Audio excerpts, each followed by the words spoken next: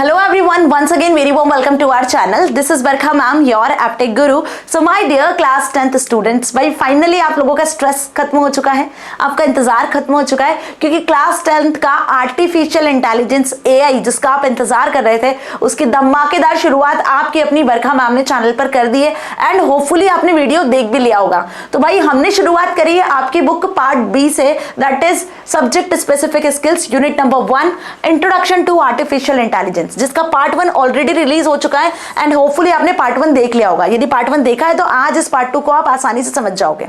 Part 1 में हमने discuss किया था एआई के इंट्रोडक्शन के बारे में कि आखिर एआई होता क्या है ना, एआई का क्या रोल है, क्यों एआई यूज किया जा रहा है, कौन कौन सी इसकी टर्मिनोलॉजीज है, कहां कहां यूज करें, what are the application, what are the job roles for AI. तो बेसिक चीजें हमने जो है एआई से रिलेटेड वो कवर कर ली थी।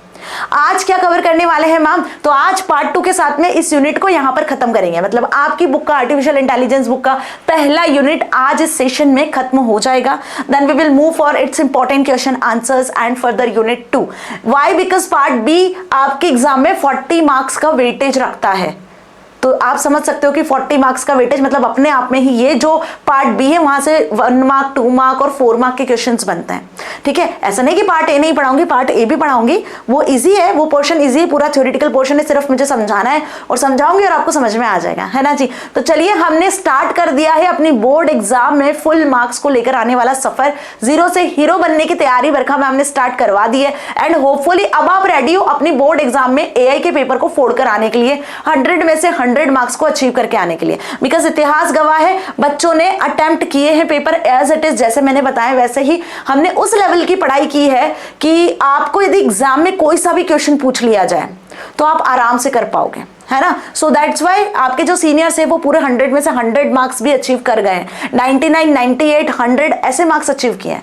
So you know your subject importance is that कि आराम से इस सब्जेक्ट को आप अपने किसी मेजर सब्जेक्ट के साथ में रिप्लेस कर सकते हो और अपने परसेंटेज को बूस्ट कर सकते हो, है ना। चलिए तो सीधे बढ़ते हैं अब अपन यूनिट की तरफ, है ना जी। Introduction to artificial intelligence part 2, जिसमें आज डिस्कस करने वाले हैं हम एआई प्रोजेक्ट साइकिल के बारे में। किसके बारे में डिस्कस करेंगे? AI project cycle. अब एआई प्रोजेक्ट साइकिल आखिर होता क्या है? मैं बहुत सुना इसका नाम, 9th में भी पढ़ा था एआई प्रोजेक्ट साइकिल के बारे में, 10th में भी आ गई है, 11th में भी आएगा, 12th में भी आएगा। एक्चुअली जो पहला यूनिट है ना, ये 9th का ही यूनिट आपको दिया गया है, एक तरीके से रिवीजन के लिए दिया गया है क्लास 10th में, है ना, बेसिक्स ऑफ एआई के बारे में। अभी जब भी आपको कोई भी सॉफ्टवेयर डिजाइन करना होता है, कोई भी सॉफ्टवेयर डिजाइन करना है या कोई प्लान आपको एग्जीक्यूट करना है या कोई इवेंट ऑर्गेनाइज करना है, तो आप क्या करते हो? आपको अपने फ्रेंड का बर्थडे प्लान, सरप्राइज पार्टी आपको प्लान करनी है। क्या करोगे? सबसे पहले तो आप ये सोचोगे कि उसको सरप्राइज पार्टी देना है तो कहाँ दूंगा, कैसे दूंगा।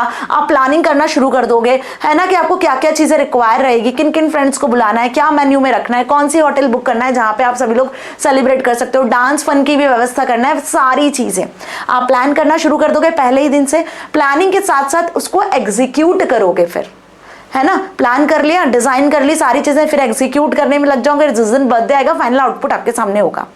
तो बिल्कुल ऐसे ही बेटा, ये तो जितने एआई बेस्ड मॉडल आप सुनते हो ना, आप सुनते हो Chat GPT, Google Bard, Meta AI, Google Alexa, Siri, ठीक है, नाम सुने होंगे आपने सभी के। रोबोट्स, ह्यूमनॉइड रोबोट्स हो गए, मैकेनिकल रोबोट्स हो गए, ये ऐसे ही डेवलप नहीं होते हैं, यूं ही नहीं हवा में आपने कुछ किया और जादू से जो है ये मॉडल डेवलप हो जाते हैं। यहाँ पे प्रॉपर प्लानिंग की जाती है। इन सॉफ्टवेयर को डिजाइन करने के लिए पहले देखा जाता है कि भाई आखिर इनको डिजाइन क्यों करना है, what is the problem behind this, What is the need behind this? एक बार नीड पकड़ लिया, आपको ये समझ में आ गया कि भाई ये प्रॉब्लम है, ये नीड है, then we start to design the software, start to design the AI model. तो इसके लिए कुछ स्टेजेस होती हैं, इसके लिए कुछ स्टेप्स होती हैं, वही एआई प्रोजेक्ट साइकिल में इंक्लूड होती हैं। Understood? So development of successful AI system begins with a well-planned project cycle known as AI project cycle. किसी भी AI मॉडल को जब आप डेवलप कर रहे होते हैं तो उसके डेवलपमेंट के पीछे कुछ स्पेशल वेल प्लान्ड स्टेजेस होती हैं जो AI प्रोजेक्ट साइकिल के अंदर इंक्लूडेड होती हैं, जिसमें basically effective planning, organizing, coordinating and development of project from starting initial level से आपका प्रोग्रेसिंग लेवल तक पहुंचता है, जिसमें आप कंप्लीट अपना प्रोजेक्ट डिजाइन करते हो। तो AI project cycle plays a crucial role in breaking down the development of AI project into different stages. तो आखिर वो क्या स्टेजेस हैं? वो देख लेते हैं, है ना, जो किसी एआई मॉडल को डेवलप करने में हेल्प करती है। तो यहाँ पे कुछ 5 to 6 स्टेजेस हैं जो अपने आप में इंपॉर्टेंट है, और आज के इस पूरे सेशन में यूनिट 2 में हम इन्हीं स्टेजेस को डिटेल में कवर करने वाले हैं, जिसके साथ में इस सेशन को खत्म करेंगे। सेशन थोड़ा सा लेंथी होगा, स्टार्ट से लेकर एंड तक बने रहना, क्योंकि अगर आज का ये सेशन समझ में आ गया तो इससे रिलेटेड कोई सा भी क्वेश्चन एग्जाम में आ गया तो आप चुटकियों में अटेम्प्ट करके आओगे, बिकॉज कॉन्सेप्ट इज क्लियर, आपको सारी चीजें अच्छे से समझ में आ गई है। तो कैसा भी क्वेश्चन आए, कोई सा भी क्वेश्चन आपका कॉम्पिटिटिव बेस्ड भी आएगा तो अटेम्प्ट करके आओगे। तो पहली मेथड होती है दैट इज प्रॉब्लम स्कोपिंग। ठीक है, एआई मॉडल डिजाइन करने के पहले आपको नीड पता होना चाहिए कि why you design this model. आपको पहले बेसिकली रिक्वायरमेंट पता होना चाहिए कि क्यों जरूरी है। तो आप सबसे पहले प्रॉब्लम को आइडेंटिफाई करते हो, जिसको प्रॉब्लम स्कोपिंग कहा जाता है। एक बार प्रॉब्लम पता चल गई तो आप उससे रिलेटेड डेटा कलेक्ट करने की कोशिश करते हो। डेटा कलेक्ट हो जाता है तो उस डेटा को हम एनालाइज करते हैं, विजुअलाइज करते हैं। तो data acquisition is the second process, जिसमें डेटा कलेक्शन आता है। डेटा एक्सप्लोरेशन, जिसमें हम डेटा को एनालाइज करते हैं। And after analysing the data हम यहाँ पे वो एआई मॉडल डिजाइन कर रहे होते हैं, जिसको एआई मॉडलिंग कहा जाता है।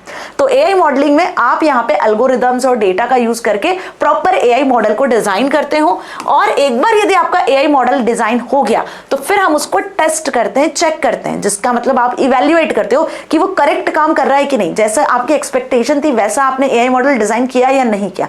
अगर कोई एरर आती है तो इवैल्यूएशन में उसको हम सही कर देते हैं। एट लास्ट फिर आप डिप्लॉयमेंट स्टेज पर पहुंच जाते हो, मतलब अब आपका जो मॉडल है वो रेडी होता है, क्योंकि वो टेस्ट भी हो चुका है, इवैल्यूएट भी हो चुका है। तो आप उस मॉडल को फिर मार्केट में लेकर आते हो, जो जनरल पब्लिक की हेल्प करता है। This is known as deployment, जिसमें आप सारे एथिक्स और सारी चीजों को चेक कर लेते हो कि this model is correct for public और नॉट, मतलब सभी चीजों के लिए सही है या नहीं है, लॉज को फॉलो कर रहा है नहीं कर रहा है। Understood this thing? So this all are the AI project cycle stages. Total 6 stages है, इसी सीक्वेंस में यूज होती है। सीक्वेंस ध्यान रखना, ये सारे स्टेप्स क्या है, सीक्वेंशियल है। अब एआई मॉडल आपको पता नहीं है क्यों बना रहे हो, डायरेक्ट इवैल्यूएशन तो कर नहीं पाओगे, डायरेक्ट डेटा भी कलेक्ट नहीं करोगे, तो पहले आपको ऑब्जेक्टिव तो पता होना चाहिए ना कि क्यों बना रहे हो। ठीक है, जैसे फॉर एग्जाम्पल कि आपको कोई फायर अलार्म बनानी है, ठीक है, कि भाई जैसे भी कहीं भी कुछ भी स्मोक होता है या कोई फायर जैसा इंसिडेंट होता है तो होने के पहले अलार्म्स बज जाए, ऑटोमेटिकली अलार्म्स बज जाए। तो आपने क्या देखा, जिस जगह आप रह रहे हो, सपोज आपके स्कूल में या कोई ऐसे ऑर्गेनाइजेशन में या कहीं ऐसी वर्क स्पेस पे जाते हो जहां पे ऐसा कोई भी फीचर आपको देखने को नहीं मिलता है, तो आप वहां उस जगह पे ये प्रॉब्लम आइडेंटिफाई करते हो कि यहाँ पे फायर अलार्म नहीं है मैम, तो वाई वी डोंट डिजाइन, हम क्यों ना डिजाइन करें। तो हम एक फायर अलार्म बनाते तो पहले हमने प्रॉब्लम डिफाइन किया।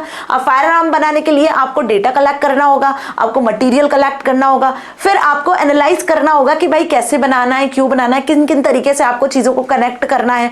इसमें सेंसर्स लगता है, स्मोक सेंसर लगता है, और बहुत सारे ऑर्डिनो यूनो बोर्ड वगैरह बहुत सारी चीजें लगती हैं, है ना। फिर आप प्रॉपरली एक सर्किट डिजाइन करते हो, एल्गोरिदम्स के थ्रू उस मॉडल को ट्रेन करते हो, एंड देन आप फिर फाइनली वो मॉडल आपका रेडी हो जाता है after designing and after analysing. ठीक है जी, तो बात समझ में आ गई। This all are the steps. So every project typically starts with a problem. हर एक प्रोजेक्ट जो है टिपिकली प्रॉब्लम से ही स्टार्ट होता है। This is the first stage of AI project cycle, problem scoping. अभी देखो हमारे आसपास यदि आप देखोगे तो आपके आसपास आपको बहुत सारी प्रॉब्लम्स दिखेंगे। फर्क इतना है कि हम प्रॉब्लम पे फोकस ना करके हम सॉल्यूशन ढूंढने की कोशिश करें कि ये जो प्रॉब्लम है वो कितने लंबे समय तक चल सकती है ना, या कितने कम समय में आप इस प्रॉब्लम को खत्म कर दोगे। मैथमेटिक्स सब्जेक्ट क्या सिखाता है, आप जो मैथ्स पढ़ते हो क्लास 10th में, वो क्या सिखाता है, वो यही सिखाता है कि हर एक प्रॉब्लम का सॉल्यूशन है ना। प्रॉब्लम तो है, मैथ्स में बहुत सारे क्वेश्चंस है, बहुत सारी प्रॉब्लम्स है, लेकिन हर एक प्रॉब्लम का सॉल्यूशन होता है। वैसे हमारी लाइफ में भी होता है। जब भी आप कोई एआई मॉडल डिजाइन करते हो तो उसमें सबसे पहले आपको स्टार्ट करना होता है कि why you create this project. आखिर प्रॉब्लम क्या थी जिस वजह से आप ये पर्टिकुलर एआई मॉडल जो है बनाने वाले हो, किस चैलेंज को फेस किया जा रहा था, है ना। So we all face different kinds of problems in our lives. Sometimes we get so used this problems that we don't even realise they exist. Now this is where problem scoping comes in. ठीक है, so it is the process of defining and understanding the specific boundaries and details of problem before starting an AI project. ये बहुत सही line लिखी हुई है, exam में आया तो यही लिखकर आओगे बेटा। कोई भी एआई प्रोजेक्ट को स्टार्ट करने से पहले आप बेसिकली प्रॉब्लम को आइडेंटिफाई करते हो, ये क्लैरिफाई करते हैं प्रॉब्लम से कि अब हमें ये जो एआई मॉडल है वो क्यों बनाना है, ये एआई मॉडल किन प्रॉब्लम्स को सॉल्व करने वाला है, ये एआई मॉडल बेनिफिट क्या प्रोवाइड करने वाला है यूजर्स को। This all will come in the problem scoping. Okay, अब अल्बर्ट आइंस्टाइन ने क्या कहा था, अल्बर्ट आइंस्टाइन ने कहा था if I were given an hour to save the planet ना, then I would spend 59 minutes defining the problem and 1 minute resolving it.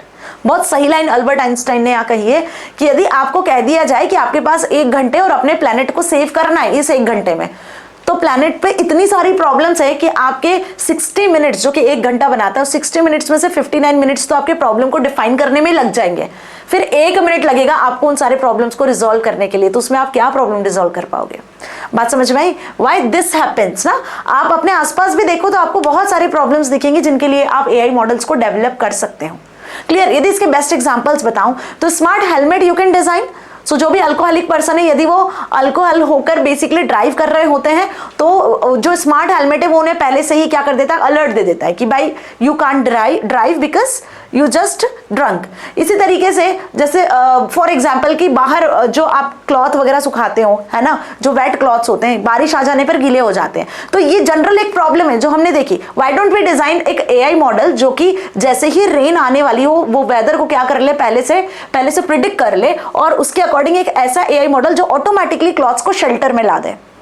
तो ऐसी कुछ प्रॉब्लम्स जो हमारे आसपास हमें दिख रही है उन्हें हमें रिकॉग्नाइज करना होता है और फिर इसके लिए आप शुरुआत करते हो प्रॉब्लम स्कोपिंग के साथ में, जिसमें पहली स्टेप को हम यहाँ फॉलो करते हैं। So this quote highlights the crucial important probably defining a problem before attempting to solve it. After the identification of problem, एक बार प्रॉब्लम को आइडेंटिफाई कर लिया तो इस प्रॉब्लम का स्कोप क्या है वो आप समझ जाते हो कि ये प्रॉब्लम कितने लंबे समय तक चलनी है, इसको आपको कैसे रिजॉल्व करनी है। By scoping the problem we can figure out exactly what needs to be done, कि अब हमें क्या करना चाहिए इस प्रॉब्लम को सॉल्व करने के लिए और ये कैसे बेनिफिट प्रोवाइड कर सकता है, इसके लिए किन किन रिसोर्सेज की आपको जरूरत होगी। ठीक है, अब इसका एक एग्जाम्पल यहाँ पे दिया हुआ है। क्या एग्जाम्पल दिया हुआ है? जो कि बेसिकली सस्टेनेबल डेवलपमेंट से रिलेटेड है। 2015 में एक कमेटी बनाई गई थी जिसने इंडिया में या जो हमारी कंट्री है उसमें जितने भी नेचुरल रिसोर्सेज है उसको फ्यूचर जनरेशंस के लिए बचा कर रखने को कहा गया। तो जितने भी नेचुरल रिसोर्सेज है उनको सस्टेन करके रखना है, पर इसका मतलब ये नहीं है कि उन्हें हमें यूज नहीं करना है, उन्हें हमें यूज भी करना है, प्रेजेंट जनरेशन को यूज भी करना है और फ्यूचर के लिए सस्टेन भी करना है। तो 2015 में एक कमेटी में कुछ 17 गोल्स डिसाइड किए गए इसके लिए, है ना, कि हम हमारी कंट्री को कैसे सेफ रख सकते हैं, कैसे सिक्योर रख सकते हैं। तो उस टाइम पे कुछ 17 प्रॉब्लम्स को आइडेंटिफाई किया गया। अब उन प्रॉब्लम्स को स्कोप किया गया कि भाई 2030 तक हम इसको अचीव कर लेंगे, इन प्रॉब्लम्स को खत्म कर देंगे। ठीक है, सो यहाँ पे वही लिखा है SDGs, that is sustainable development goals, जो कि ग्लोबल प्रॉब्लम्स को एड्रेस करने के लिए बनाए गए हैं। एक पावरफुल फ्रेमवर्क है जिसमें 17 ग्लोबल गोल्स को अडॉप्ट किया गया यूनाइटेड नेशन 2015 में। ठीक है, अब 2030 तक बेसिकली यहाँ पर हमें हमारे प्लैनेट को प्रोटेक्ट करना है और जो भी प्रॉब्लम्स हैं रिलेटेड दिस उसको सॉल्व करना है। अभी एआई का क्या रोल है मैम यहाँ पर? तो एआई ना एक बहुत इंपॉर्टेंट रोल यहाँ पे प्ले कर रहा है एसडीजीज इन सस्टेनेबल डेवलपमेंट गोल को अचीव करने में। तो कौन से वो सस्टेनेबल डेवलपमेंट गोल है, वो क्या प्रॉब्लम्स है? देखो, तो आपको पता है ग्लोबली जीरो हंगर, पुअर्टी, है ना, हंगर, पुअर्टी, ये दीज आर दी प्रॉब्लम्स। तो अब नो हंगर होना चाहिए, जीरो हंगर होना चाहिए, नो पुअर्टी होना चाहिए, क्वालिटी एजुकेशन हर किसी को मिलना चाहिए। एजुकेशन आज भी कुछ ऐसे एरियाज है जहां एजुकेशन प्रोवाइड नहीं की जा रही, तो भाई क्वालिटी एजुकेशन सबको मिलना चाहिए। ठीक है, जेंडर इनइक्वालिटी जैसे कोई केसेस नहीं होने चाहिए, क्लीन वाटर एंड सैनिटाइजेशन, ऐसे आप देखो पूरे 17 गोल्स जो है जो ग्लोबल प्रॉब्लम्स को क्या कर रहे हैं, जो ग्लोबल प्रॉब्लम्स को एड्रेस कर रहे हैं। और 2030 तक ये गवर्नमेंट का दावा है कि बेसिकली इनको रिजॉल्व किया जाएगा। ठीक है, और इसके लिए गवर्नमेंट काफी हद तक यूज भी कर रही है। जो भी आपको चैलेंजेस मिलते हैं आप उनको फेस कर रहे हो, जो भी सॉल्यूशंस गवर्नमेंट को मिल रहे हैं उसको रिजॉल्व किया जा रहा है। आए दिन आप देखो नए नए टूल्स, नई नई टेक्नोलॉजीज आ रही है जिसके थ्रू इसमें बेटर सॉल्यूशंस आपको देखने को मिल रहे हैं, है ना जी। तो प्रॉब्लम स्कोपिंग समझ में आ गया। अब प्रॉब्लम को स्कोप करने के लिए यहाँ पर 4W कैनवास का यूज किया जाता है। Again this is very important, इसके बिना आपका पेपर नहीं बनेगा एआई का।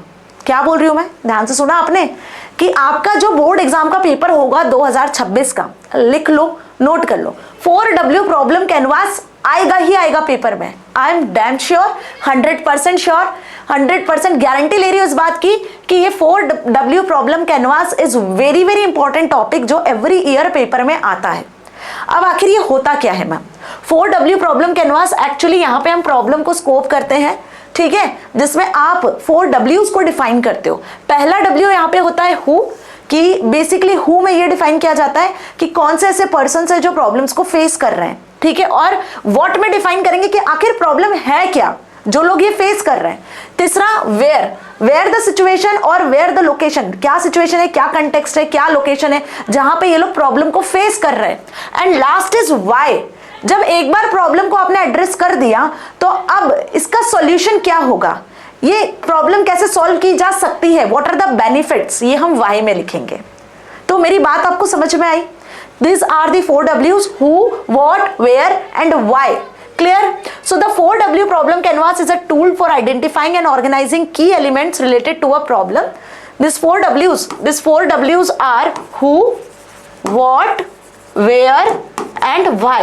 ठीक है जी, बात समझ में आ गई? ये अच्छे से समझ जाना। अब हु का मतलब क्या हुआ? हु का मतलब focus on the identifying the stakeholders which includes, अब ये स्टेक होल्डर्स पे फोकस करता है जिसमें कुछ ग्रुप्स हो सकते हैं, कुछ इंडिविजुअल्स हो सकते हैं, वो पर्सन्स हो सकते हैं जो प्रॉब्लम को फेस कर रहे हैं, कुछ ऑर्गेनाइजेशन, कुछ कम्युनिटीज हो सकती हैं। तो ग्रुप्स, इंडिविजुअल्स, ऑर्गेनाइजेशन, कम्युनिटी, इन्हीं को क्या कहा गया है? स्टैक होल्डर्स कहा गया है। ठीक है, तो यहां पर आपको लिखना है हु में who is having the problem, किनको प्रॉब्लम है, who are the stakeholders, है ना। फॉर एग्जांपल किसी कंपनी का कोई मैनेजर है जो प्रॉब्लम फेस कर रहा है, तो manager is the stakeholder. ठीक है, बात समझ में आई? Now who will benefit from the solution, जो इसका सॉल्यूशन निकलेगा उससे इनको कैसे बेनिफिट मिलना है। And what do you know about them, ठीक है, आप बेसिकली इनके बारे में क्या जानते हो, इस प्रॉब्लम के बारे में आप कैसे रिकॉग्नाइज कर पा रहे हो। ओके, अब व्हाट में, हु में तो ये पता चला कि कौन प्रॉब्लम फेस कर रहा है, व्हाट में क्या प्रॉब्लम है, एक्चुअली प्रॉब्लम का नेचर क्या है। ठीक है जी, यहां आता है व्हाट में। व्हाट में क्या इंक्लूड हो जाता है? What focuses on identifying and defining the core problem, कि actual what is the problem that who is facing. Okay, clear हो रहा है? It involves understanding the nature of problem, its root cause and its impact, कि problem का nature क्या है, इसका कारण क्या है और ये क्या इम्पैक्ट डाल रहा है। और the goal is to gather specific details and requirements according to this. अब हम यहाँ पर क्या करते हैं? डिटेल्स को कलेक्ट करने की कोशिश करते हैं कि how to solve this. Okay, so what is the problem you are trying to solve and how do you know it is a problem, कैसे आपको पता चला कि ये प्रॉब्लम है और इस प्रॉब्लम को आप कैसे सॉल्व करने की कोशिश करोगे। This is done in what, these 2 questions. Third is where.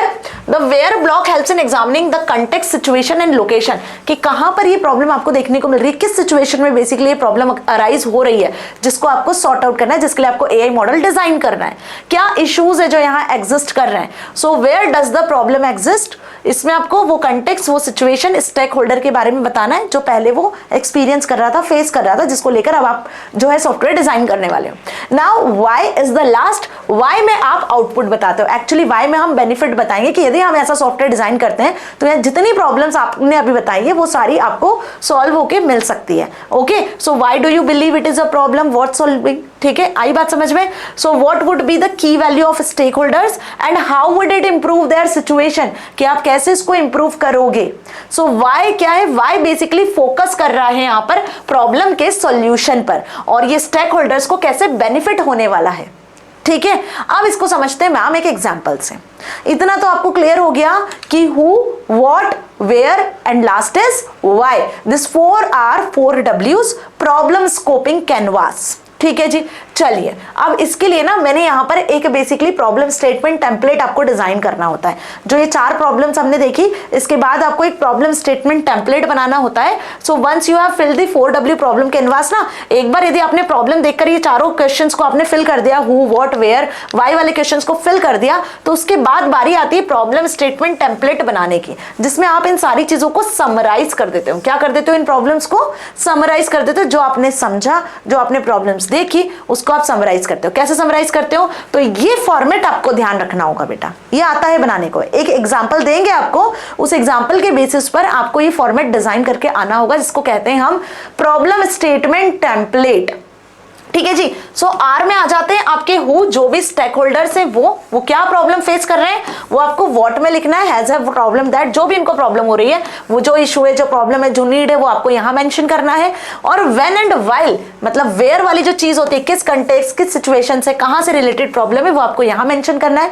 In short एक समरी के फॉर्मेट में आपको who, what, where and why यहाँ पे बताना है। लास्ट में आपको इसका सोल्यूशन बताना है कि इसका, इस प्रॉब्लम का क्या सोल्यूशन हो सकता है, ये कैसे स्टेक होल्डर्स को बेनिफिट कर रहा है, तो ये आ जाएगा आपका वाई के अंदर। ठीक है, अब लेते हैं इसका एग्जाम्पल क्योंकि बिना एग्जाम्पल की चीजें समझ नहीं आती है। तो यहाँ पे मैंने एक एग्जाम्पल लिया हुआ है, प्रॉब्लम को ध्यान से समझना, एक सिनेरियो यहाँ दिया हुआ है, people love to indulge in various kinds of foods. Obviously बात है कि हमें खाने से प्यार होता है कि नहीं? आपको रोज ही एक जैसा कुछ भी खाना प्रोवाइड कर दिया जाएगा तो खाओगे क्या? रोज आपकी मम्मा आपके लिए भिंडी की सब्जी बना देगी तो रोज खा लोगे क्या? नहीं, एक दिन शौक से खाओगे, दूसरे दिन भी शौक से खाओगे, अलग अलग तरीके से मम्मा ने 3-4 दिन तो बना दी, 3-4 दिन तो खा लिया, लेकिन रोज वही खाना है तो सोच सोच के हमें ऐसा लगता है कि यार नहीं खाना है। तो हम क्या करते हैं, बाहर जाते हैं, रेस्टोरेंट्स जाते हैं, वहां पर भी आपको पता होगा आपके आसपास कौन से अच्छे रेस्टोरेंट्स है जहां पर आपको अच्छा फूड मिलता है, डिलीशियस फूड मिलता है ना, कि यार यहाँ का पिज्जा बहुत अच्छा है, यहाँ का बर्गर बहुत अच्छा है, यहाँ पे छोले भटूरे बहुत अच्छे मिलते हैं, तो यू रिकॉग्नाइज दैट थिंग्स ना। सो वही है, this restaurant serve food in many ways like buffets और in cart in order to offer a variety of their customers. अब वहां पे वैरायटी ऑफ कस्टमर्स आते हैं, lot of customers will enjoy food every day. कुछ लोगों को ऐसा लगता है कि भाई हर दिन वो बाहरी खाना खाते हैं ना, उन्हें बाहरी पसंद आता है।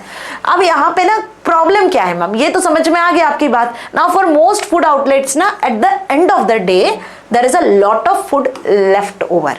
द प्रॉब्लम इज दैट कि रेस्टोरेंट्स में खाना तो बनता है, ठीक है, बहुत बढ़िया फूड बनता है, बहुत डिलीशियस सी डिशेस बनती है, हम खाकर भी आते हैं, लेकिन व्हाट अबाउट कि हर दिन रेस्टोरेंट्स में देखा जाता है कि कुछ इतना फूड होता है जो कि बच जाता है। अब वो बचने के बाद की प्रॉब्लम क्या होती है कि वो फूड हो जाता है वेस्ट, क्योंकि स्पिल फूड को तो आप किसी को खिला नहीं सकते हो, एक टाइम के बाद में वो फूड खराब हो जाता है ना। सो यहाँ पर बेसिकली बात की जाए तो ये जो फूड जो यहाँ पर वेस्ट हो रहा है, अल्टीमेटली इससे जो वहां पर जो मैनेजर है उसका लॉस ही हो रहा है ना जी। So every day specific quantity of food is prepared keeping in mind the probable number of expected customers which might be more than the actual number of customers who visit.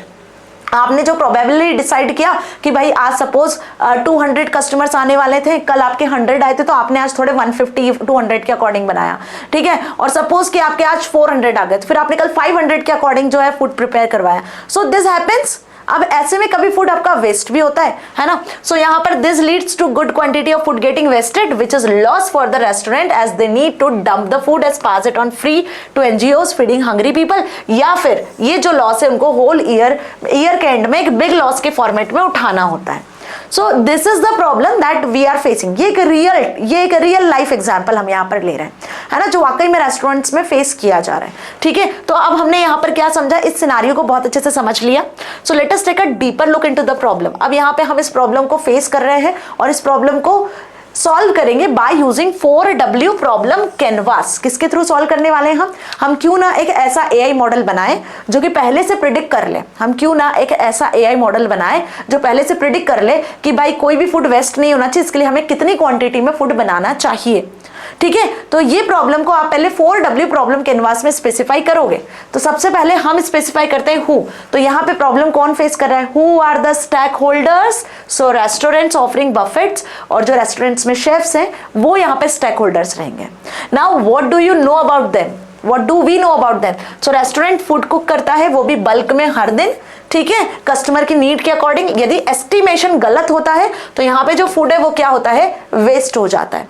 Now this is the problem जो मैंने अभी बताया। तो what is the problem, quite a large amount of food left over every day unconsumed at the restaurant which is either thrown away और given for free needy people. या तो आप free में नीडी पीपल को दे दो वो food last में, या फिर आप उसको वेस्ट कर दो, तो अल्टीमेटली लॉस तो है ही, है ना जी। So restaurant have to bear everyday losses for unconsumed food. Now how do you know it is a problem. अब आप कैसे बता रहे हो कि ये एक प्रॉब्लम है। So restaurant survey has shown restaurant face this problem for food shortage. तो आपने अलग अलग रेस्टोरेंट से सर्वे किया और उस सर्वे में ये पता चला कि भाई ये प्रॉब्लम जो है वो लोग फेस कर रहे हैं। सो ये हमने हु में डिफाइन किया, पहला WHO हु, पहला W, दूसरा व्हाट में डिफाइन कर दिया क्या प्रॉब्लम है, कौन फेस कर रहा है, क्या प्रॉब्लम है। अब ये प्रॉब्लम कहाँ फेस करने को मिल रही है, तो ये रेस्टोरेंट में जब बफेट फूड को सर्व किया जाता है ना कस्टमर्स तक, वहां ये प्रॉब्लम देखने को मिल रही है रेस्टोरेंट में। तो what is the context and what is the situation, ये आपको समझ में आ गया। सिचुएशन क्या है कि at the end of the day no further food consumption is possible, है ना।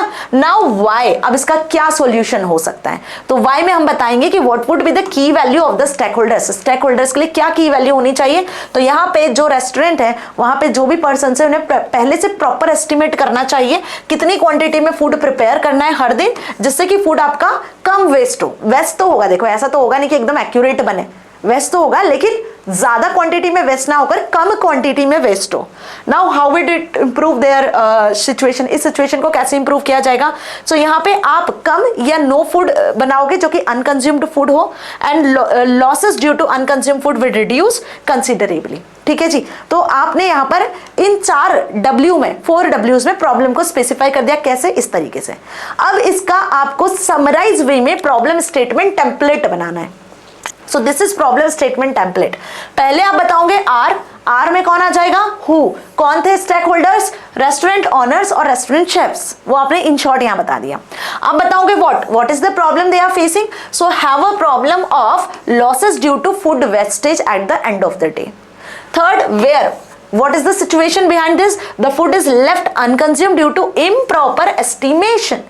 improper estimation था, that's why जो फूड है वो अनकंज्यूम्ड रह जाता है और वो खराब हो जाता है, जिसकी मदद से उनको लॉस होता है। ठीक है जी। नाउ इसका आइडियल सॉल्यूशन क्या होना चाहिए? So what would be the ideal solution? Then Y में ये solution आपका आ जाएगा, be able to predict the amount of food to be prepared for everyday consumption. हर दिन के कंजम्पशन के अकॉर्डिंग हमें ऐसा AI मॉडल बनाए जो पहले से प्रिडिक्ट कर ले कि भाई कितना फूड है जो प्रिपेयर करना चाहिए। So this is the problem statement template and this is the questions that you write in 4 W's. Understood? अब ये सिचुएशन मैंने यहाँ पर दी है। ठीक है जी। कोई भी सिचुएशन एग्जाम में किसी भी सिचुएशन से रिलेटेड आपको 4W कैनवास बनाने को आ सकता है, 4W प्रॉब्लम स्टेटमेंट बनाने को आ सकता है। So are you ready for this? है ना जी। चलो, तो इतना समझ में आ चुका है। अब कोई भी प्रॉब्लम डिफाइन करने के बाद की दूसरी AI प्रोजेक्ट साइकिल की स्टेज क्या होती है? The second stage is data acquisition, कि अब हमें मैम डेटा कलेक्ट करना होगा। ठीक है, तो डेटा कलेक्ट करोगे तभी जाकर क्या कर पाओगे, तभी जाकर आप आगे के स्टेप्स तक पहुंच पाओगे, AI मॉडल डिफाइन कर पाओगे। तो data acquisition is the second stage of AI project cycle. It includes gathering and collecting the relevant data of the AI project. मतलब यहाँ पे हमने क्या किया, यदि मैं सेम रेस्टोरेंट वाला एग्जांपल लेती हूँ तो सेकंड स्टेप आएगी आपकी डेटा एक्विजिशन पे। अब यहाँ पे जो AI मॉडल बना रहे हो ना, उसमें आप बेसिकली ये चेक करोगे कि प्रीवियस कुछ 1 महीने में कितने कस्टमर्स आए हैं, उनका डेटा कलेक्ट करोगे। प्रीवियस 2 महीनों में कितने कस्टमर्स आए हैं, उनका डेटा कलेक्ट करोगे। है ना, बात समझ में आई? तो डेटा कलेक्ट किया जाएगा।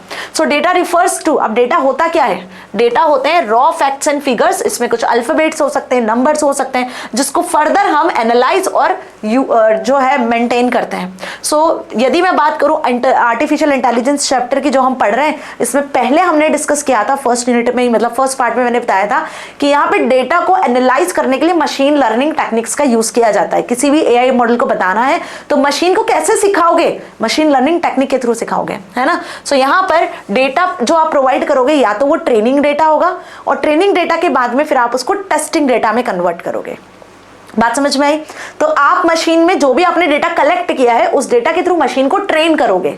क्लियर हुआ? जैसे फॉर एग्जांपल कि आप जब बहुत छोटे थे, ठीक है, बहुत छोटे बात करूं, जब आप KG1 KG2 में थे तो क्या आपको 9th-10th लेवल का वो था क्या नॉलेज? नहीं था। धीरे धीरे आप बड़े होते गए और आप में वो नॉलेज पुअर किया गया, मतलब आप धीरे धीरे उस नॉलेज से आगे बढ़े। Understood this thing? पहले आपको अल्फाबेट सिखाए गए, 26 अल्फाबेट समझने के बाद में आपने वर्ड्स बनाए, छोटे छोटे वर्ड्स से शुरुआत की, फिर आज आप बड़े बड़े वर्ड्स फॉर्म कर सकते हो, वर्ड्स को मिलाकर सेंटेंस लिख सकते हो, सेंटेंस को मिलाकर पैराग्राफ लिख सकते हो और पेज भर के आंसर लिख सकते हो। आज इतनी कैपेबिलिटी आपके अंदर है। तो ये कैसे डेवलप हुई है? धीरे धीरे, जैसे जैसा डेटा आपको प्रोवाइड किया गया, जैसा जैसा नॉलेज, जैसे जैसे लर्निंग आपको प्रोवाइड की गई, वैसे वैसे आपके अंदर नॉलेज स्किल्स बढ़ते गए। समझ में आई बात? बिल्कुल वैसी जब आप एक इनिशियली AI मॉडल बनाते हो तो उसमें हमें डेटा को प्रोवाइड करना होता है, उस मशीन को ट्रेन करना होता है, उस मशीन को सिखाना होता है डेटा से ही। तो जब तक डेटा कलेक्ट नहीं करोगे तब तक कैसे सिखाओगे? तो यहाँ पे वही लाइन लिखी कि training data act as the foundation. देखो, कोई भी AI मॉडल उसका बेस डेटा होता है। जैसे बोलते हैं ना, जैसा करोगे वैसा भरोगे। तो जैसा AI मॉडल को डेटा दोगे, मशीन वैसा आउटपुट जनरेट करेगी। जैसा मशीन में इनपुट दोगे वैसा मशीन आउटपुट देगी।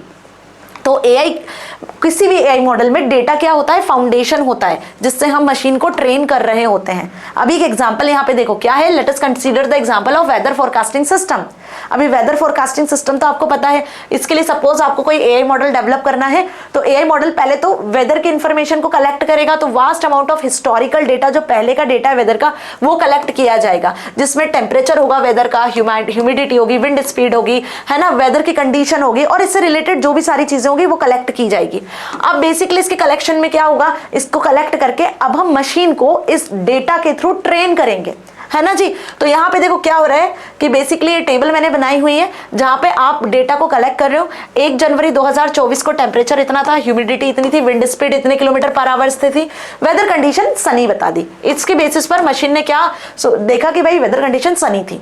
दूसरी तारीख पे फिर आपका ये सारी चीजें थी डेटा, तो क्लाउडी वेदर था, है ना। ऐसे आपने यहाँ पर 5 डेट का डेटा लिया हुआ है, उस पर आपने वेदर की कंडीशन बताई है, ठीक है। अब मशीन को आप इस डेटा से ट्रेन करोगे कि अगर इसके आसपास कुछ टेम्परेचर या ह्यूमिडिटी का रेशियो मिलता है तो हमें यह बताना है कि वेदर आपका सनी होगा या रेनी होगा या क्लाउडी होगा। अंडरस्टूड। आपने मशीन को ट्रेन कर दिया, ये टेबल देकर, ये डेटा प्रोवाइड करके आपने मशीन को क्या कर दिया, ट्रेन कर दिया, ठीक है। अब मशीन आपकी इतनी अंडरस्टैंडेबल हो गई है कि वो अब प्रिडिक्शन कर पाएगी, है ना। तो अब जो भी डेटा आप दोगे मशीन उस डेटा के बेसिस पर डेटा को टेस्ट करके प्रिडिक्ट करेगी, ठीक है जी। So the testing data on the other hand includes new and unseen data and AI system has not been trained on. वो डेटा हमें देना है जो एआई मशीन उस पर ट्रेंड नहीं है, ठीक है, और वो डेटा उसने पहले नहीं देखा है, तब तो मशीन उसको मैच करेगी ट्रेनिंग डेटा से और उसके बाद में एक कहां पहुंचेगी, एक कंक्लूजन तक पहुंचेगी और प्रिडिक्शन कर पाएगी। So the AI system uses this testing data to predict the weather condition for the given data set based on patterns from the training data. आ गई बात समझ में। जो ट्रेनिंग डेटा आपने प्रोवाइड किया है उनके पैटर्न से मैच करके जो नया इनपुट आपने दिया है उसको मैच करके प्रिडिक्शन कर पाएगी मशीन। क्लियर हुआ अच्छे से। तो अब यहाँ पे देखो 4 दिन का हमने डेटा से ट्रेन किया था मशीन को और उसके बाद 3 दिन का डेटा आपने मशीन को प्रोवाइड किया। अब मशीन क्या करेगी, टेम्परेचर, ह्यूमिडिटी, विंड स्पीड, ये जो है प्रीवियस डेटा से कंपेयर करेगी, उसके बाद में वेदर कंडीशन डिपिक्ट कर देगी कि सनी डे है या क्लाउडी डे है। तो वेदर फोरकास्टिंग में ऑटोमेशन ऑटोमेटिकली आपको कैसे मिलता है, ऐसे ही मिलता है, समझ में आया output. So data is one of the primary drivers of AI solution. मतलब यदि डेटा नहीं होगा तो एआई ड्राइवर्स काम नहीं करेंगे, आपके एआई मॉडल काम नहीं कर पाएंगे। एआई मॉडल को काम करवाने के लिए उनमें डेटा देना बहुत जरूरी होता है। So it is essential to ensure that authenticity and relevance of the training data. तो यहाँ पे जो ट्रेनिंग डेटा प्रोवाइड करते हो ना मशीन को, वो जरूरी होता है कि वो सही होना चाहिए, ऑथेंटिक होना चाहिए और रिलेटेड होना चाहिए। यदि गलत डेटा से ट्रेन करोगे तो गलत आउटपुट मशीन रिटर्न करेगी। तो वही लाइन वापस से आ गई कि जैसा इनपुट दोगे वैसा आउटपुट मिलेगा, ठीक है जी। अब ये डेटा कलेक्ट कैसे करोगे मैम, आपने तो बोल दिया कि डेटा कलेक्ट कर लो, बट ये डेटा कलेक्ट कैसे किया जाए, तो उसके लिए डेटा सोर्सेस को हम यूज करते हैं। अलग अलग वैरायटी ऑफ डेटा सोर्सेस होते हैं जहां से आप डेटा को कलेक्ट कर सकते हो। जैसे फॉर एग्जांपल डेटाबेस में आप डेटा को कलेक्ट करके स्टोर कर सकते हो।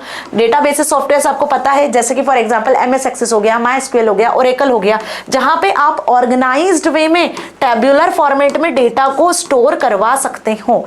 फॉर एग्जाम्पल यदि आपको देखना है तो data.gov.in वेबसाइट पे जाओगे तो इस तरीके से आपको यहाँ पे डेटा देखने को मिल जाएगा। ओके, दूसरा सोर्स होता है वेब स्क्रैपिंग। अभी वेब स्क्रैपिंग क्या होता है, आप इंटरनेट पे सर्च करते हो, जो चीजें कहीं नहीं मिलती वो इंटरनेट पे तो मिलती है ना। गूगल पे सर्च करोगे, चैटजीपीटी पे सर्च करोगे, कोई वेबसाइट पे सर्च करोगे, तो जब आप वहां से कुछ डेटा को डाउनलोड कर रहे होते हो इंटरनेट से, तो वो भी आप एक तरीके से डेटा को ही कलेक्ट कर रहे हो। इसको कहते हैं हम web scrapping. That means involves extracting data from website से डेटा को एक्सट्रैक्ट करना। नेक्स्ट है sensors and internet of things of devices. देखो सेंसर्स के थ्रू भी डेटा को जनरेट किया जाता है, डेटा को कलेक्ट किया जाता है। अभी आपको पता है अच्छे से कि बेसिकली जो चंद्रयान 3 चंद्रयान 2 जो गया था चंद्रमा पर, है ना, वहां पे विक्रम लैंडर था, उसमें से रोवर निकला था। बेसिकली क्या हुआ था, उसमें बहुत सारे सेंसर्स लगे हुए थे जो चंद्रमा की सरफेस को, वहां पे ह्यूमिडिटी का लेवल क्या है, वहां टेम्परेचर क्या है, उसको डिटेक्ट करके पूरी इंफॉर्मेशन जो है सिस्टम तक पहुंचा रहे थे। समझ में आई मेरी बात। तो ये सेंसर्स का काम होता है डेटा को कलेक्ट करना, जनरेट करना और ट्रैक करके सिस्टम तक पहुंचाना, ठीक है जी। तो यहाँ पे सेंसर्स भी अलग अलग टाइप के आते हैं। टेम्परेचर सेंसर होता है, स्मोक सेंसर होता है, फिटनेस ट्रैकर सेंसर होता है, कुछ ट्रैफिक कैमरास भी होते हैं। Camera is also coming into this category. CCTV cameras वगैरह क्या होते हैं, वो भी तो इमेजेस के फॉर्मेट में डेटा को कलेक्ट ही कर रहे होते हैं ना। Now next is social media. This is the biggest platform.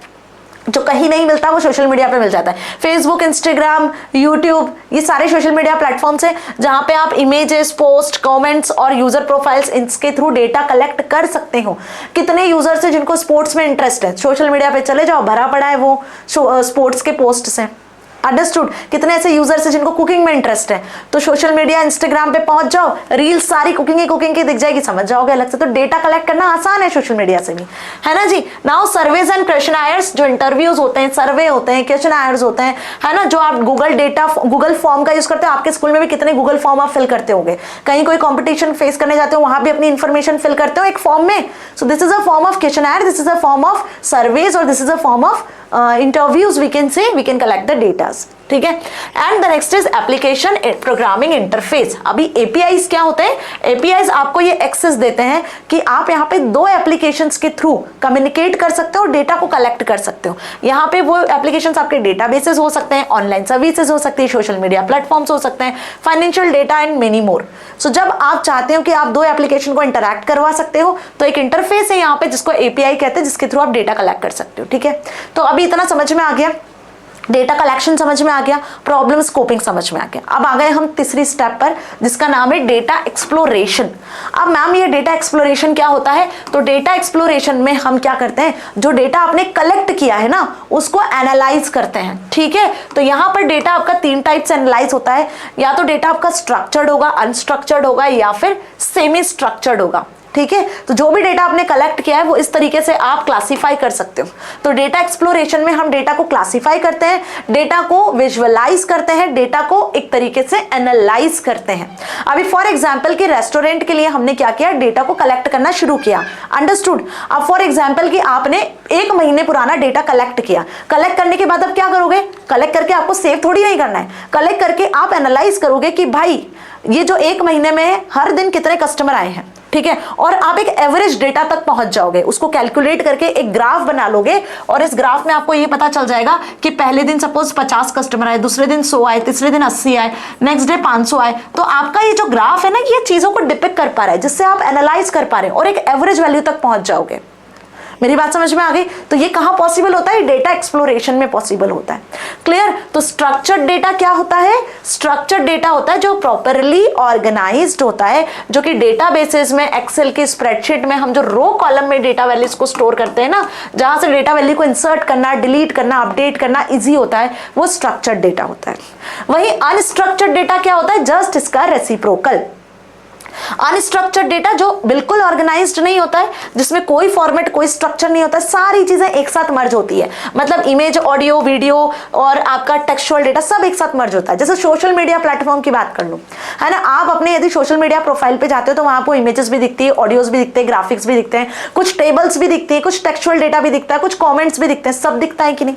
तो वो जो सोशल मीडिया वाला प्लेटफॉर्म है जहां डेटा गैदर हो रहा है, कलेक्ट हो रहा है, वो अनस्ट्रक्चर्ड डेटा होता है, जिसमें tweeters, blog post, comments, images, audio, video सब आ जाता है। वहीं बात करें सेमी स्ट्रक्चर्ड की, तो सेमी स्ट्रक्चर्ड पार्शियली क्या होता है? ऑर्गेनाइज्ड होता है। जैसे अब मैं बात करूं ईमेल की, ईमेल आप सभी के हैं। अब ईमेल में ना कुछ टैब्स बने होते हैं, एक होता है आपका प्रमोशनल, एक होता है अपडेट, एक होता है स्पैम, एक होता है इनबॉक्स, आउटबॉक्स। अब कैसे पता होता है कि कौन सा मेल है जो स्पैम फोल्डर में जाएगा, कौन सा मेल है आउटबॉक्स में जाएगा, कौन सा मेल है जो इनबॉक्स में जाएगा, कौन सा मेल है जो प्रमोशनल में जाएगा, कौन सा मेल है जो सोशल वाले टैब में जाएगा? क्योंकि सोशल मीडिया से जो आते हैं मैसेजेस वो भी तो आपको ईमेल में शो होते हैं। सो ये ऑटोमेटिकली कैसे हो पा रहा है? क्योंकि वो सेमी स्ट्रक्चर्ड डेटा होता है, ठीक है। So mix of structured and unstructured, this organization is known as semi structured, जिसमें आपके XML फाइल, CSV फाइल्स, ये सारी चीजें आ जाती हैं। ओके, तो ये तीनों में यदि डिफरेंस आया तो लिखकर आ जाओगे आराम से ना। ओके, तो डेटा एक्सप्लोरेशन में हमने ये जाना अभी कि 3 वे होती है डेटा को कलेक्ट करने की, जिसमें हम उसको एनालाइज कर सकते हैं। One is structured, unstructured and semi structured. Now for example, imagine we have a big data set of students, test scores. Through data exploration we can find out which subject student are doing well and which one they are struggling with. Okay, now we can also see there are any patterns like whether studying for more hours leads to better score. अब आपके पास में एक बड़ा data set है students का, जिसमें student के test score है, ठीक है। आपकी क्लास की बात कर लो, आपकी क्लास में 40 बच्चे हैं, 40 बच्चों के जो बेस्ट टेस्ट स्कोर है वो आपने एक शीट में मेंटेन किए हुए हैं, ठीक है जी। अब आपको ये प्रेडिक्ट करना है कि कौन सा स्टूडेंट है इनमें से जो अच्छा स्कोर कर सकता है। तो आप उसके प्रीवियस मार्क्स को देखकर ही बता पाओगे कि यदि ये थोड़ी और मेहनत करेगा तो भाई ये आपके किसी दोस्त के यदि 80% मार्क्स आ रहे हैं, यदि और थोड़ी मेहनत करेगा लास्ट के कंपैरेटिवली, 9th में इतने मार्क्स आए तो 10th में वो 100% भी अचीव कर सकता है। अंडरस्टूड? सो ये हमने एनालिस कैसे किया, ये हमने एनालाइज कैसे किया, ये हमने प्रिडिक्ट कैसे कर दिया, प्रीवियस डेटा के बेसिस पे जो डेटा हमने कलेक्ट किया है। अब 9th का आपका जो डेटा है वो कलेक्ट हुआ होगा, अब उस डेटा के बेसिस पे हम 10th का प्रिडिक्शन लगा सकते हैं आराम से। अंडरस्टूड? मीन्स हम डेटा को एक्सप्लोर कर रहे हैं, हम डेटा को विजुलाइज कर रहे हैं, हम डेटा को यहाँ पर एनालाइज करके एक डिसीजन तक पहुंच पा रहे हैं। ओके जी, तो डेटा विजुअलाइजेशन, जहां पे डेटा को आप ग्राफिकल वे में रिप्रेजेंट करते हो, इसी को डेटा विजुअलाइजेशन कहते हैं। फॉर एग्जांपल यहाँ पर MS एक्सेल में आप ग्राफ चार्ट्स बना सकते हो, पाई चार्ट बना सकते हो, बार चार्ट बना सकते हो, गूगल शीट्स में आप शीट्स बना सकते हो, वहां भी आप बेसिक चार्ट्स ऑप्शन मिल जाते हैं। टैब्यूलो पब्लिक, यहाँ भी आपको इंटरैक्टिव विजुअलाइजेशन मिल जाता है, ड्रैग एंड ड्रॉप करके आप यहाँ पर ग्राफ चार्ट्स को प्रिपेयर कर सकते हो। इन्फोग्राम एक और एप्लीकेशन होता है जहां से आप इजी टू यूज टेम्पलेट्स बना सकते हो, इसको कस्टमाइज कर सकते हो। कैनवा नाम का एक सॉफ्टवेयर होता है जो अपने आप में पॉपुलर है, इसमें आपको बहुत सारे कस्टम ग्राफिक्स, चार्ट्स, इन्फोग्राफिक्स और बहुत सारी चीजें मिल सकती है। ठीक है, नाउ प्लॉटली एक ऐप होता है जहां पे आप ग्राफ चार्ट्स को प्लॉट कर सकते हो, रियल टाइम में डेटा को विजुअलाइज कर सकते हो। वहीं बात करें डेटा रैपर की, तो ये भी एक सिंपल चार्ट और मैप को डिजाइन करने वाला टूल होता है। तो डेटा विजुअलाइज करने के लिए इतने सारे टूल्स अवेलेबल है, और सिर्फ यही नहीं, ये तो पॉपुलर है, इसके अलावा बहुत सारे टूल्स हैं, है ना। तो ये तो कुछ पॉपुलर टूल्स हमने यहाँ डेटा विजुअलाइजेशन के लिए बताएं। अब डेटा विजुअलाइजेशन के बाद आप क्या करते हो, डेटा को फिल्टर करते हो, सॉर्टिंग करते हो। एनालाइज में यही आता है ना, मैंने बोला कि 9th क्लास के जितना भी डेटा है बच्चों का वो निकाला हमने, उनको कितने कितने मार्क्स आए, अब हम उसको फिल्टर करेंगे कि भाई 90 अबव कितने बच्चों को मार्क्स आए हैं। ठीक है, और इसको ना एक इंक्रीजिंग ऑर्डर में सॉर्ट करके दे दो कि कितने बच्चों को 40 मार्क्स आए, फिर 50 मार्क्स आए, 50%, 60%, 70%, ऐसे इंक्रीजिंग ऑर्डर में आप सॉर्ट भी कर सकते हो। तो आप उस डेटा को जो आपने कलेक्ट किया उसको फिल्टर भी करवा सकते हो, सॉर्ट भी करवा सकते हो, है ना। सपोज फॉर एग्जाम्पल कि आपको ये देखना है कि लिस्ट ऑफ मूवीज कि 90s से अभी तक में जो मूवीज है वो किस ऑर्डर में जो है रिलीज हुई है, तो this is also possible, sorting के थ्रू हम ये काम कर सकते हैं। समराइजेशन, अल्टीमेटली जो आपने डेटा को फिल्टर किया है, सॉर्ट किया है, उसको आप समराइज कर सकते हो, 1-2 लाइन में आप पूरा डेटा समराइज कर सकते हो। ठीक है, कि इतने स्टूडेंट्स में से 9th क्लास में 10 स्टूडेंट्स टॉपर हैं, 2 स्टूडेंट्स फेल हुए हैं और 5 स्टूडेंट्स जो है वो मिडिल एवरेज लेवल पे पास हुए हैं। तो ये आपने एक छोटी सी समरी डिजाइन कर दी। तो कलेक्टेड डेटा के बेसिस पर हम समरी भी दे सकते हैं, which is better to help to understand the main characteristics of data quickly. अब जो मशीन है वो भी ऐसे ही काम करती है जैसे हम ह्यूमंस काम करते हैं। पैटर्न को रिकॉग्नाइज किया जा सकता है कि जो भी आपने डेटा कलेक्ट किया उसको एक पैटर्न से आप रिकॉग्नाइज कर सकते हो। ठीक है, फॉर एग्जाम्पल आपने ये देखा कि भाई इस क्लास में 10 ऐसे बच्चे हैं जो कि 90% से पास हुए हैं, 10 ऐसे बच्चे हैं जो कि 50% से पास हुए हैं। तो यहाँ पे 10-10 जो स्टूडेंट्स है वो एक रेशियो बना के आप चल रहे हो। ठीक है, एक पैटर्न आप रिकॉग्नाइज कर पा रहे हो। Understood this thing? तो ये बात हो गई बेटा जी किसकी, डेटा एक्सप्लोरेशन की। Now come to the next, that is modelling. अब मैम मॉडलिंग क्या होता है? तो डेटा मॉडलिंग का मतलब होता है कि यहाँ पे अब जो डेटा आपने कैप्चर किया, जो डेटा आपने एनालाइज किया है, उसको बेसिकली आपको यहाँ पे अब एल्गोरिदम्स के थ्रू यहाँ पर आपको डिजाइन करना होगा एक AI मॉडल, और एल्गोरिदम के थ्रू अब मशीन को आप मॉडलिंग में सिखा रहे हो कि मशीन कैसे प्रिडिक्ट करेगी। ठीक है जी। So AI model refers to the process of creating mathematical और statistical representation of real world system problem. AI machine require mathematical models because it provides means for understanding and representing complex patterns, relationship calculations. Okay, तो यहाँ पे basically machine learning, deep learning जैसी techniques को हम use करते हैं। ठीक है, कुछ लर्निंग अप्रोचेस का यूज करते हैं मॉडलिंग में, जिससे आप क्या कर सकते हो, मशीन को ट्रेन कर सकते हो, मशीन को लर्निंग करा सकते हो, मशीन को सिखा सकते हो कि अब उसको डिसीजन कैसे लेना है फाइनली। ठीक है, तो सबसे बेटर और सबसे इंपॉर्टेंट और सबसे पहला रोल जो प्ले करता है वो होता है यहाँ पे डेटा। हाई क्वालिटी और रिलेवेंट डेटा होगा तो AI मॉडलिंग उतना अच्छा आउटपुट आपको रिटर्न करेगा, उतने अच्छे तरीके से आप मशीन को सिखा पाओगे, मशीन को टेस्ट कर पाओगे। दूसरा, एल्गोरिदम्स। यहाँ जितनी अच्छी मैथमेटिकल फॉर्मूलाज लगा के, स्टैटिस्टिकल मेथड्स को लगा के आप मशीन को लर्निंग सिखाओगे, उतने अच्छे मशीन प्रिडिक्शन और डिसीजन लेना सीखेगी।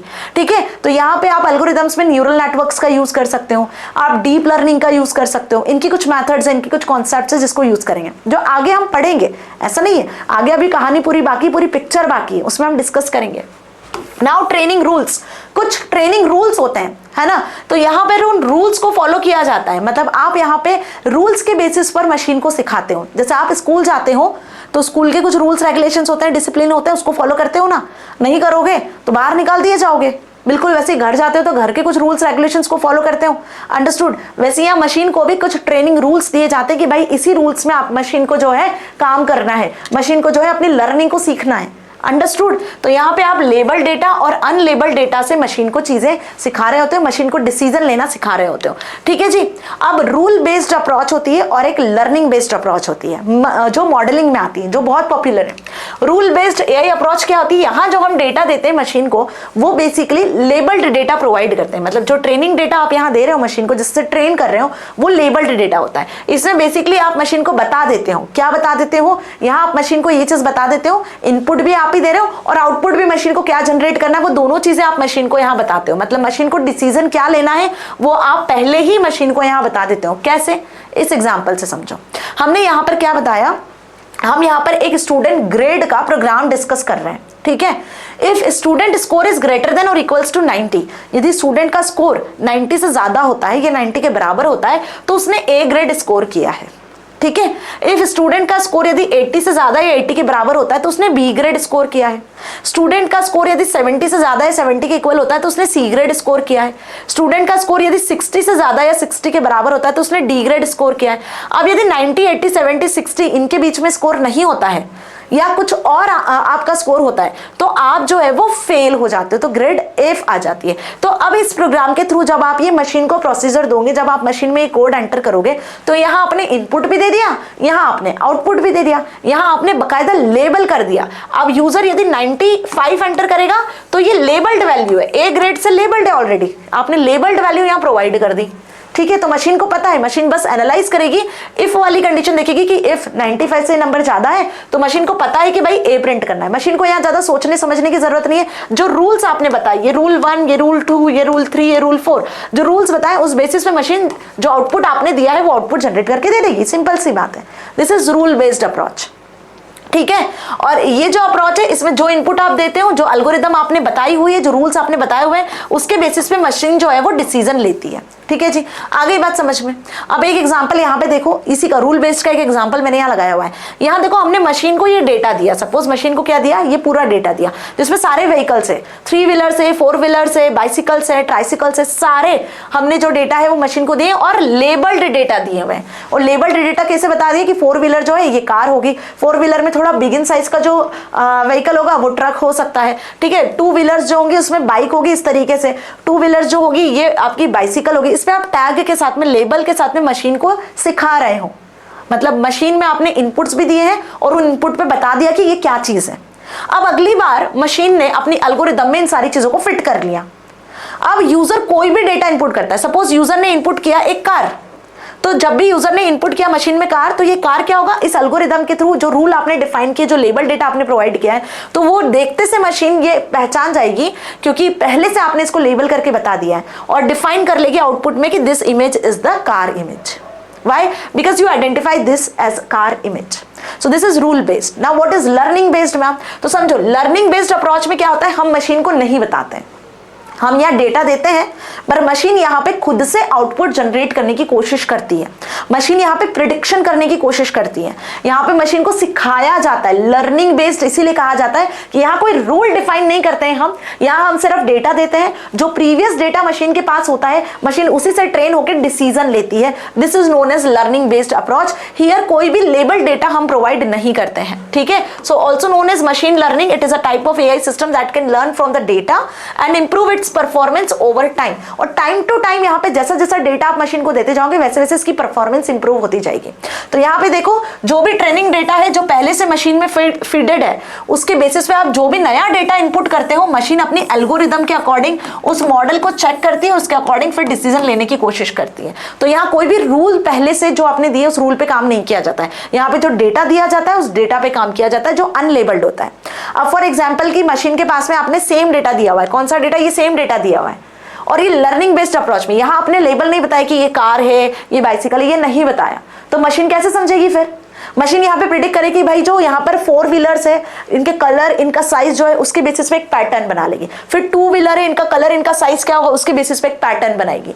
तो ये होती है आपकी लर्निंग बेस्ड अप्रोच जिसमें मशीन पैटर्न्स को पहले से डिफाइन करती है और उन पैटर्न के बेसिस पर फिर आउटपुट जनरेट करती है। फॉर एग्जाम्पल लाइक हियर यहाँ पे कुछ फ्लावर्स का कलेक्शन है जो आपने पहले से मशीन को दिया हुआ है और वो अनलेबल्ड है, आपने नहीं बताया कि आप कौन सा फ्लावर यहाँ मशीन में दे रहे हो, ठीक है। अब मशीन में जो एआई मॉडल यहाँ पे जो डिजाइन काम कर रहा है, जो एल्गोरिदम यहाँ काम करेगी, वो एल्गोरिदम क्या काम करेगी कि इन सारे जितने भी इनपुट्स आपने दिए हैं उनको ग्रुप्स में डिवाइड कर देगी, उनको एक पैटर्न के अकॉर्डिंग अरेंज कर देगी, मतलब इन सारे फ्लावर्स को क्लासीफाई कर देगी। भाई रेड कलर के फ्लावर अलग कर दिए, इनके शेप, साइज, फ्रेग्रेंस और कलर के अकॉर्डिंग इनको क्या कर दिया, पैटर्न के अकॉर्डिंग डिवाइड कर दिया।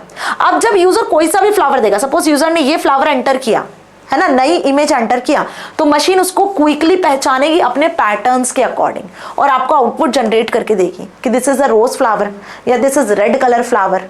Understood this thing? ये मशीन खुद से सीखेगी on the basis of this data, ठीक है जी। तो ये हो गया आपका modelling. Come to the last topic, that is evaluation, ठीक है। अब मैम इवैल्यूएशन क्या होता है?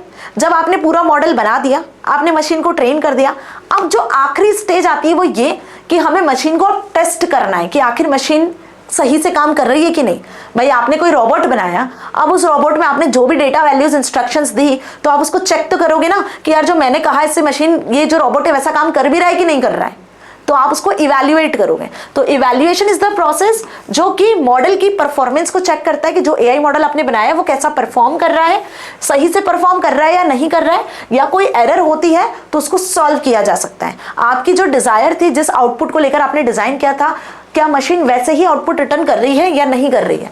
तो यहाँ पे ना कुछ क्राइटेरिया होता है जिसके बेसिस पर हम मशीन की एक्यूरेसी, उसकी एफिशिएंसी को चेक करते हैं, ठीक है, कि how machine accurate result return the accurate result और नॉट, है ना। सो मशीन की परफॉर्मेंस को मेजर कर सकते हो, इसकी परफॉर्मेंस को इंप्रूव कर सकते हो, जो भी आपने अजम्पशंस दिए थे उस अजम्पशन के बेसिस पे मशीन काम कर रही है कि नहीं उसको चेक कर सकते हो, और सही तरीके से लॉज और रूल्स को मशीन फॉलो कर रही है या नहीं, क्योंकि हर एक एआई मशीन को एथिक्स को फॉलो करना चाहिए, है ना। तो ये सारी चीजें इवैल्यूएशन में चेक की जाती है, जिसके लिए हम कंफ्यूजन मैट्रिक्स जैसी कुछ टेक्निक्स का यूज करते हैं, ठीक है। अब ये कंफ्यूजन मैट्रिक्स क्या होता है? ये एक टेबुलर स्ट्रक्चर होता है जो कि मशीन की परफॉर्मेंस को मेजर करने में हेल्प करता है। अब कैसे हेल्प करता है मैम? तो ये 2x2 की एक मैट्रिक्स होती है, जैसे कि आप यहाँ देख रहे हो, यहाँ पर आप देखो 2 कॉलम है और यहाँ आप देखोगे 2 रो है, तो 2x2 की एक मैट्रिक्स हो गई, ठीक है, जिसमें आपको 4 कॉलम्स दिखेंगे, मतलब 4 टोटल वैल्यूज दिखेंगे। सो ये आपको एक क्लियर पिक्चर बताएगा कि मशीन कैसे प्रिडिक्ट कर रही है, क्या वो सही है या वो सही नहीं है, ठीक है। और इसके लिए यहां पर हम recall, precision, accuracy, F1 score जैसे टूल्स का यूज करते हैं on the basis of this particular confusion matrix. अब इसको कैसे समझोगे, समझना ध्यान से। यहां पे बनते हैं 4 केसेस। फॉर एग्जाम्पल कि आप कोई रेस्टोरेंट में जाते हो और आप गए, अब एक 2 चीजें, एक रियलिटी और एक प्रिडिक्शन है। यहां पर लगा हुआ है एक वेबकैम, क्या लगा हुआ है? वेबकैम या एक कैमरा लगा हुआ है, सीसीटीवी कैमरा मान लो आप। एक्चुअली ये जो कैमरा है वो प्रिडिक्ट करेगा, ये जो कैमरा है वो क्या करेगा? प्रिडिक्ट करेगा, ठीक है। और यहाँ है एक आपकी टेबल जो सर्विंग टेबल है, जहां पे आपके जो भी ऑर्डर्स है वो आएंगे, ठीक है जी। और यहाँ लगा हुआ है कैमरा, समझ गए मेरी बात अच्छे से? अभी कैमरा डिपिक्ट करेगा कि टेबल पे कौन सी डिश आई है। अब सपोज कि आपने ऑर्डर क्या आपने ऑर्डर किया पिज्जा, आपने ऑर्डर किया पिज्जा। अब आपने रियलिटी में पिज्जा ऑर्डर किया है, ठीक है। अब अंदर जाएगा रेस्टोरेंट में, पिज्जा रेडी होगा, रेडी होकर जैसे ही इस टेबल पे आया, अगर पिज्जा ऑर्डर किया था पिज्जा ही आया, तो इस कैमरा ने, इस मशीन ने बेसिकली क्या किया, इसको सही प्रिडिक्ट किया कि यस इट इज पिज्जा। तो प्रिडिक्ट भी क्या किया मशीन ने? पिज्जा ही है। तो यहाँ पे रियलिटी भी ट्रू हुई और जो मशीन ने प्रिडिक्ट किया वो भी ट्रू हुआ। तो इन दैट केस रियलिटी और प्रिडिक्शन 2 इस कंफ्यूजन मैट्रिक्स में क्रिएट किए जाते हैं। यदि आपने जो रियलिटी में बोला है वो और मशीन ने जो प्रिडिक्ट किया है वो सही प्रिडिक्ट किया है, तो आउटपुट आपका ट्रू पॉजिटिव होता है, यदि दोनों चीजें रियलिटी और प्रिडिक्शन सही होते हैं तो। अब अगला केस क्या बनता है कि आपने तो पिज्जा ऑर्डर किया था, है ना, आपने तो पिज्जा ऑर्डर किया था, लेकिन वहां से बनकर क्या आ गया? बर्गर आ गया मैम। यहाँ पे टेबल पे क्या आ गया? अब यहाँ पे आपका बर्गर बन के आ गया, ठीक है। तो आपने जो बोला था कि मुझे पिज्जा चाहिए वो तो नहीं आया, आपके पास मिल गया क्या? बर्गर। तो रियलिटी तो यहाँ पे गलत हो गई मैम, रियलिटी गलत हो गई, लेकिन मशीन ने क्या करा? गलती से बर्गर को पिज्जा प्रिडिक्ट कर लिया। मशीन तो गलतियां कर सकती है, AI model can do mistake, क्योंकि ह्यूमंस ने उनको बनाया। हो सकता है कि उसका कोई कलर कॉम्बिनेशन, कोई पैटर्न पिज्जा से मैच कर गया हो बर्गर का, तो उसने जो प्रिडिक्ट कर लिया क्या? उसने प्रिडिक्ट कर लिया इस बर्गर को क्या, इस पिज्जा को क्या? बर्गर प्रिडिक्ट कर लिया, ठीक है जी, और आपको मिल गया क्या, पिज्जा की जगह बर्गर। तो ये जो केस होगा ये क्या कहलाएगा आपका, फॉल्स पॉजिटिव, कि रियलिटी में तो आपको पिज्जा नहीं मिला, लेकिन मशीन है जो उसने पिज्जा समझ लिया, मशीन ने बर्गर को पिज्जा जरूर समझ लिया। तो this is known as false positive. बात समझ में आई कि रियलिटी में तो फॉल्स वैल्यू है और प्रिडिक्शन जो है वो पॉजिटिव किया मशीन ने। ठीक है, अगला है फॉल्स निगेटिव। अभी फॉल्स निगेटिव की बात करें तो यहां पे आपने पिज्जा ऑर्डर किया था और आपके पास आया भी पिज्जा, तो वो तो ट्रू हो गया, लेकिन आपने पिज्जा ऑर्डर किया लेकिन पिज्जा नहीं आया, और जनरली मशीन ने जो प्रिडिक्ट किया वो भी मशीन ने पिज्जा प्रिडिक्ट नहीं किया। तो सपोज कि आपको मिला बर्गर और मशीन ने भी बर्गर ही प्रिडिक्ट किया है, तो ये क्या कहलाएगा, ये आपका कहलाएगा फॉल्स निगेटिव। ना तो प्रिडिक्शन सही ना तो रियलिटी सही, अंडरस्टूड। और इसका ऑपोजिट जो हो जाएगा वो हो जाएगा आपका ट्रू निगेटिव, कि आपको मिला पिज्जा लेकिन मशीन ने प्रिडिक्ट क्या किया, बर्गर। आगे बात समझ में अच्छे से। So this is whole about confusion matrix. इसके क्वेश्चंस एग्जाम में आएंगे। अब ये जो मैट्रिक्स है जो मैंने यहां बताई है, इसका एक्यूरेसी लेवल आप कैसे चेक करोगे, इसका प्रिसीजन कैसे निकालोगे और इसका F1 स्कोर कैसे निकालोगे, वो जानना चाहते हो तो इसके कुछ फंक्शंस होते हैं, इसके कुछ फॉर्मूलाज होते हैं जो हम अप्लाई करते हैं। वैसे कंफ्यूजन मैट्रिक्स के क्वेश्चन 100% क्लास 10th के AI पेपर में 4 नंबर का आता है। आखिरी क्वेश्चन आपको कंफ्यूजन मैट्रिक्स का मिलेगा अपने पेपर में, लिख लो, इसको टिक मार्क कर लो, ये इंपॉर्टेंट है। इसको मैं डिटेल में बताऊंगी जब हम इवैल्यूएशन वाला यूनिट पढ़ेंगे ना बेटा जी, वहां मैं इसके क्वेश्चंस भी सॉल्व कराऊंगी। अभी तो सिर्फ कॉन्सेप्ट समझो, ताकि जब मैं समझाऊं ना वहां पर तो आपको चीजें क्रिस्टल क्लियर हो जाए। ठीक है, तो एक्यूरेसी क्या होती है, एक्यूरेसी होती है बेसिकली कोई भी मशीन जो प्रिडिक्ट कर रही है और रियलिटी में जो चीजें हैं उसका जो मेजरमेंट निकले, उसका जो आंसर निकले वो 100% एक्यूरेट निकले। ठीक है, तो यहाँ पे यदि ये 100% या 90% भी निकलता है तो हम इसको एक्यूरेट मान लेते हैं। और वहीं प्रिसीजन, प्रिसीजन मतलब डेसिमल के बाद जो वैल्यूज आती है ना वो भी करेक्ट होना चाहिए, this is known as precision. ठीक है, so the metric measures for the percentage of true positive among all positive predictions made by the system. जैसे कि medical diagnosis system precision would be the percentage of patients who are correctly diagnosed with disease among all patients diagnosed with the disease, है ना। अब जो doctor है उसने machine से patients को डायग्नोस किया, अभी उसने डायग्नोस तो कर दिया लेकिन कितने करेक्ट डायग्नोस हुए हैं, this is the prediction. Understood this thing. तो रियलिटी और प्रिडिक्शन दोनों यहाँ पे जो है डिफरेंट होता है। वही रिकॉल क्या कहलाता है, it is the percentage of true positive among all the actual positive cases.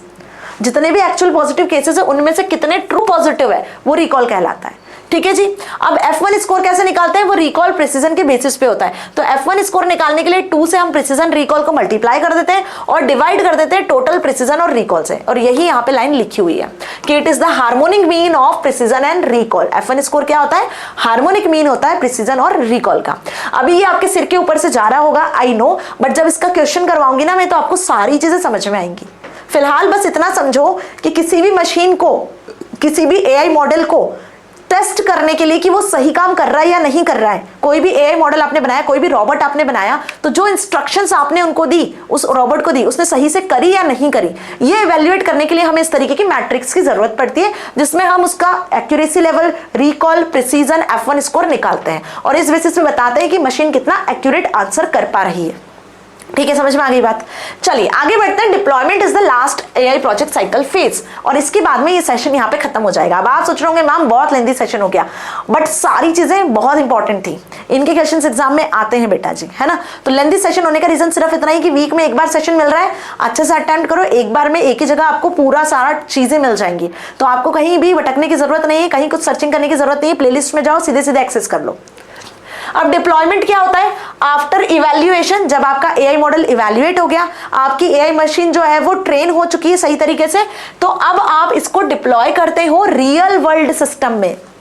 अब इसका एग्जांपल बताऊं, मेटा AI जो व्हाट्सएप पे आया है एक AI tool, Meta AI, blue colour का जो सर्कल है, देखा होगा ना, व्हाट्सएप तो चलाते हो, उसको जब डेवलप किया गया तो उसके बाद उसको टेस्टिंग फेज में रखा था। तो बिजनेस व्हाट्सएप जो है ना, उसमें कुछ यूजर्स थे जो कि बेसिकली टेस्टिंग फेज में इसको चला रहे थे, वो हर एक यूजर के लिए नहीं था। जब उसकी प्रॉपर टेस्टिंग हो गई, वो बिजनेस व्हाट्सएप पे सही तरीके से काम किया, अब उसमें कोई प्रॉब्लम नहीं थी, उसकी टेस्टिंग कंप्लीट हुआ, उसका इवैल्यूएशन कंप्लीट हुआ, 100% एक्यूरेसी के साथ में अब वो रिजल्ट देने लगा है, तो उसको पब्लिकली डिप्लॉय कर दिया। मतलब आप रियल वर्ल्ड में अब हम उसका यूज कर पा रहे हैं, हर कोई यूजर अपने व्हाट्सएप पे उसको एक्सेस कर पा रहा है। So this phase is known as deployment, कि जहां आपका AI मॉडल रियल वर्ल्ड में इंटरैक्ट करेगा। Okay, so integrating the AI model into software application, websites और hardwares, ensuring model efficiency by testing performance in different environments, monitoring AI behaviour to detect errors and basis and updating the model regularly to improve accuracy and adopt to new data. ठीक है, अब जो नया नया data उसको real world से मिलेगा, उस पर्टिकुलर डेटा पे आपका जो मॉडल है वो एक्यूरेट आंसर रिटर्न कर रहा है कि नहीं कर रहा है, वो भी सारी टेस्टिंग यहाँ फिर से होगी। ठीक है जी, तो अब आपको समझ में आ गया।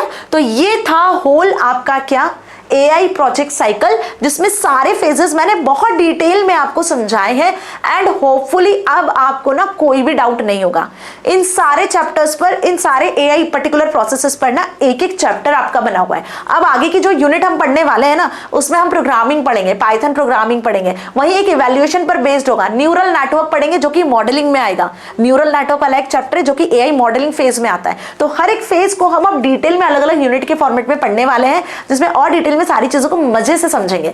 सो यदि नोट्स चाहिए तो बेटा जी टेलीग्राम चैनल को ज्वाइन कर लो जल्दी से जाकर, जिसका लिंक आपको डिस्क्रिप्शन में मिल जाएगा। और हाँ, चैनल को सब्सक्राइब करना मत भूलना, क्योंकि आगे बहुत सी अमेजिंग वीडियोस है जो आपका वेट कर रही हैं। तो मिलेंगे अगले सेशन में। Till then stay happy. Thank you so much.